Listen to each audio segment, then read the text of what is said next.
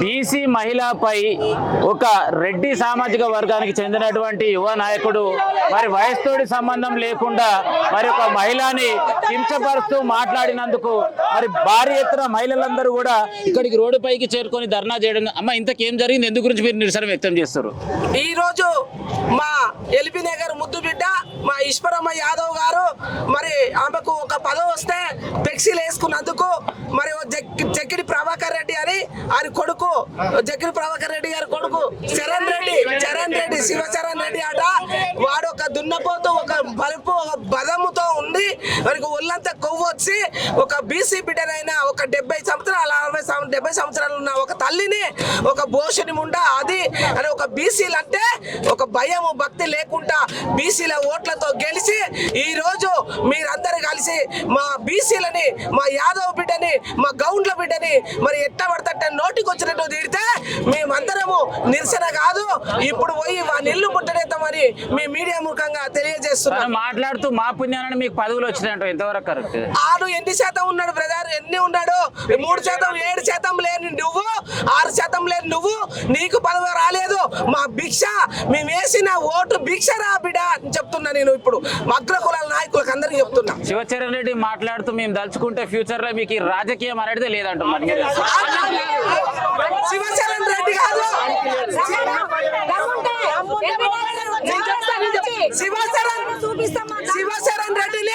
శివచరణ్ రెడ్డి కాదు, ఇంకా ఎవరైనా ఎలమలు దొరలు ఎలమలు కమ్మలు ఎవరున్నా బిడ్డ మేము తలుసుకుంటే ఈ రాత్రి మా బీసీ రాజ్యం వస్తుంది.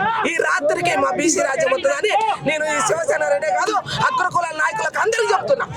చెప్పమ్మా, ఏం చెప్తాం? మీరేం చెప్తారు? ఏం చెప్పినా కూడా ఈ ఎదవలు ఏమి ఆ పెద్దమ్మకు 85 సంవత్సరాలు ఉన్న పెద్దమ్మకు ఏం పదవి ఇచ్చిండని వీళ్ళ కళ్ళమంట.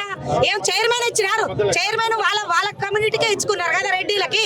ఒక బోర్డు మెంబర్ గా ఇస్తాం ఫ్లెక్సీలు వేసుకుంటే వీడు బల్బు పట్టిన మాటలు మాట్లాడితే బిడ్డ శివశరణ్ రెడ్డి వాని అయ్య కూడా చెప్తున్నా. ఇవాళ మెజారిటీ వర్గాలున్న మా గౌడ జాతిని యాదవ జాతిని కించపరిచేలాగా తండ్రి కొడుకు మాట్లాడితే వాడు తలుసుకుంటే మాకు రాజకీయ భవిష్యత్తు లేదని అంటుండు కదా. వాడు నైట్ వాళ్ళు రాష్ట్రం వదిలిపెట్టి పోయేంత పరిస్థితి మీదేగాలం మా బీసీలను తలుసుకుంటే. ఏం చెప్తావు అక్క? మరి ఏకంగా చెప్పుతోటే కొడుతున్నావు. 40 ఏళ్ల కింద గొల్లదాన అంటే వాడిని తరిమి కొట్టిన చరిత్ర మాది. ఆనాడే మేము లేకరా మీ బతుకులు ఇట్లున్నాయి. ఒక ట్రస్ట్ బోర్డు మెంబర్ చైర్మన్ కి ఎవరికి ఇచ్చిన బోషి నా కొడుక రెడ్డి నా కొడుకు ఇచ్చిన చైర్మన్. ఒక ట్రస్ట్ బోర్డు మెంబర్ ఇస్తే ఓర్వ లేకుండా బోషిడు ముండంటవా? నీ అమ్మ నిన్ను ఎట్లా కన్నదిరా? ఉండా కొడుక బోషి నా కొడుక. ఒక నీ అమ్మమ్మ వయసు ఉంటుందిరా, అలాంటి ఆమెను పట్టుకొని ఈ రోజు బోషి నా ముండా అని మాట్లాడతావా? అరే దమ్ము ధైర్యం ఉంటే నిజంగా నువ్వు మొగోనివి అయితే మాది ఉండదా నీది ఉండదా అంటున్నావు. నీ 6% ఉంటుందా మేము ఉంటామా? బరిలోకి దిగితే కదరా తెలిసేది. ఇప్పటి వరకు మాకు చూడలేరు. ఇప్పటి వరకు అనేక రాష్ట్రంలో మా యాదవ బిడ్డల మీద కానీ అన్ని బీసీ బిడ్డల మీద దాడులు జరుగుతూ ఊకున్నాం. మా నల్లగొండ జిల్లాలోనే 7 మంది యాదవులను బలి తీసుకున్న చరిత్రరా ఈ నా కొడుకులది. అయినా సరే అని ఓపిక పట్టినాం. ఓపిక ఒక పెద్ద మనిషారా, ఒక పెద్ద మనిషి మీద మీ ప్రతాపమా? ఇప్పుడు బిడ్డ నువ్వు దమ్ముంటే ఎల్బీ నగర్ చివరస్తాకు వచ్చి నీ పత్రానికి నువ్వు అన్న వదిన మీరు తలుచుకుంటే మేము ఉండమని. సరే మరి మీరు తలుచుకుందామా మేము తలుచుకుందామా? రావాలి శివచరణ్ రెడ్డి గారు రావాలి. టీపీసీసీ మహేష్ కుమార్ గారు వాడిని సస్పెండ్ చేయాలి. ప్లస్ మా ఈశ్వరమ్మ యాదవ్ పాదాలు పాలతో కడిగి వాడు క్షమాపణ చెప్తే. కాంగ్రెస్ పార్టీలో ఏ తప్పు చేసినా కూడా మరి క్రమశిక్షణ కమిటీ ఉంటది కదా, మరి దానిపైన మీరేమంటారు? క్రమశిక్షణ క్రమశిక్షణ ఎక్కడుందని? క్రమశిక్షణ ఉంటే ఇప్పటి వరకు 3 రోజులైంది. ఈ రోజుకి మేము నిన్న సాయంత్రం నుంచి డెడ్ లైన్ పెట్టి రాత్రి గ్రూప్ చేసిన ఎవరికి ఫోన్లు కాదు, ఇప్పటి వరకు మెసేజ్ లేదు. 2 రాష్ట్రాల నుంచి బగ్గుమంటారు బీసీ సోదరులు కానీ యాదవ్ బిడ్డలు కానీ ప్రతి ఒక్కడు. క్రమశిక్షణ ఉంటే వాడిని ఇప్పటి వరకు ఎప్పుడో సస్పెండ్ చేసేది. రేవంత్ రెడ్డి గారు గుర్తుపెట్టుకో, నీ భిక్ష కోసం నీ ఎంపీ అప్పుడే వచ్చి ఇక్కడికి వచ్చి ఈశ్వరమ్మని అడిగినావు.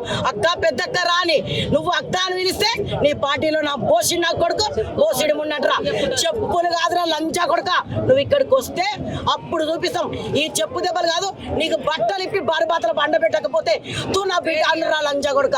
ఏమనుకుంటున్నారా బోసి నా కొడుక? ఇదేనారా నువ్వు ఇచ్చేది? ఇదేనారా నీ సంస్కారం? పోరాటం ఎప్పటి వరకు కొనసాగుతుంది? మరి ఎప్పటి వరకు బహిరంగ క్షమాపణ చెప్పాలి, వాడి పదవి పోవాలి.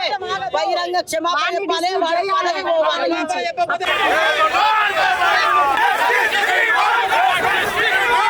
Yes,